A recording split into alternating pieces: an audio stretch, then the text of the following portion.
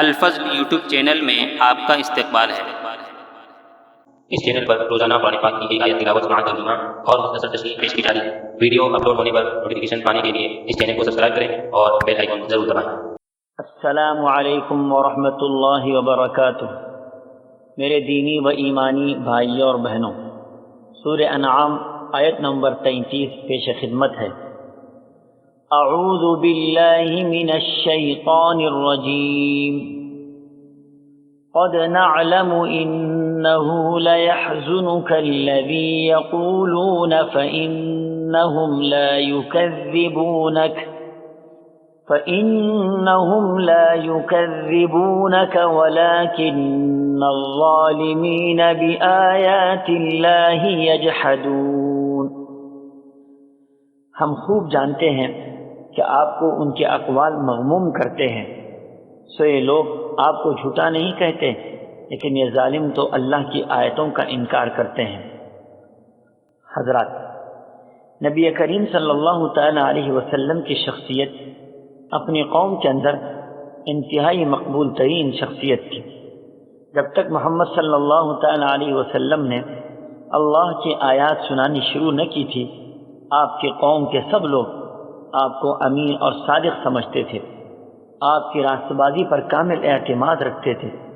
جب آپ نے اللہ کا پیغام لوگوں کو پہنچانا شروع کیا تو اس وقت لوگوں کی دشمنیاں شروع ہوئیں۔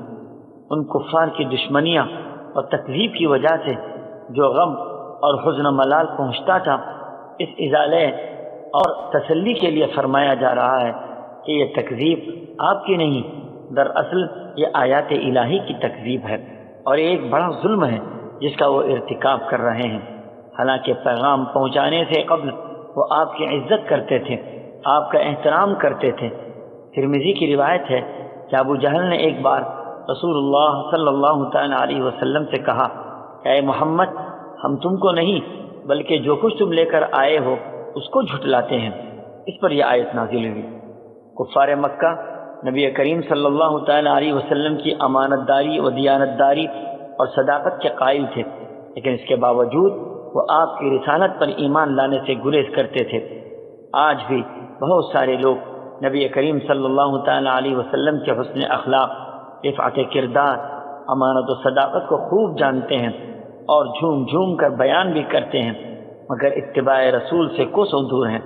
اسی کو اللہ نے اس آیت میں بیان فرمایا کہ ہم خوب جانتے ہیں کہ آپ کو کفار و مشرکین کی طرف سے پیش آنے والی باتیں ان کا کردار مغموم کرتے ہیں اور پریشان کرتے ہیں۔